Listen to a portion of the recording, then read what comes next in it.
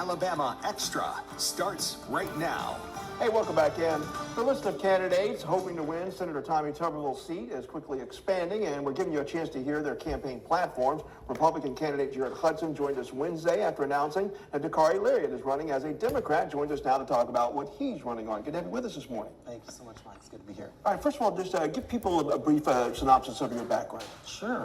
Well, I'm an entrepreneur, former executive. I work for Fortune 500 companies like Whirlpool and Louis Vuitton. And I'm a community leader. So I volunteer in my community. I'm very engaged. In fact, I even volunteer for Meals on Wheels. And you also started your own business, a pet company, right? I did 14 years ago, okay. All manufactured here in the United States, and all about keeping our pets happy and safe. And your father served in the military, right? Yes. So we have served together, I like to say, all over the world. So my dad served in Germany, Korea, and then we've lived all over the United States on a military basis. Talk about your educational background, because it's interesting because it sort of ties in with this effort to help more charter schools in the state. Yes, thank you for asking about that. Well, my mom is a public school teacher, 35 years in, right here in Alabama, and basically my parents spent my youth shuttling me to magnet schools. My mom wanted the very best for me. So W.J. Christian was my middle school, a gifted middle school. From there, I went to Alabama School of Fine Arts, and that set me up to go to the University of Alabama. Okay, and so that's where part of your emphasis is on education. How do you talk about expanding those opportunities? What do you want to see implemented? Well, as a baseline, Mike, I want to make sure that we are providing a baseline education that sets all of our youth up for success.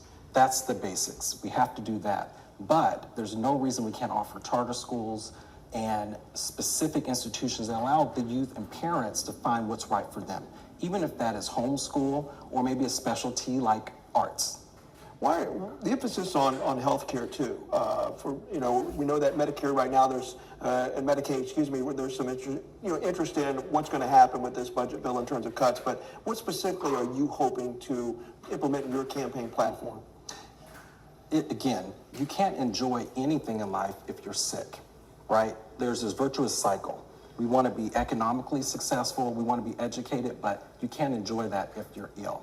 And what we're seeing is a loss of access to Medicaid, and people in this state depend upon those programs. So we've got to ensure that they are funded and expanded in the right way. All right, as you know, Alabama is predominantly a red state. The electorate historically, recently, has certainly led that direction. How do you plan to try to win this race when you know you'll be fighting against those odds?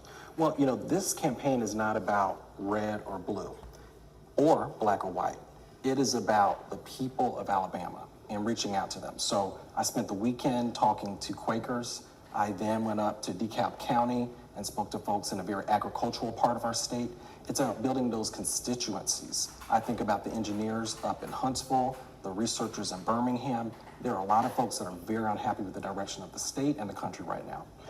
When you talk about your platforms, as we wrap up here, I think we only got about a minute left. I know also there was a new law passed in Alabama that you take issue with. Explain why. HB 202, the expansion of qualified immunity in our state. I want to say I respect our law enforcement, the brave men and women that keep us safe every single day. But at the end of the day, we have to take care of the constituents and the people here in Alabama.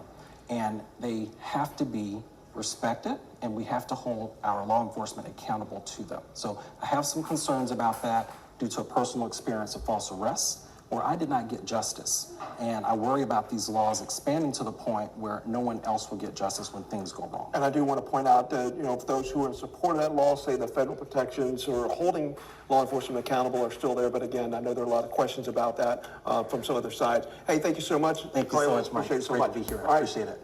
We're making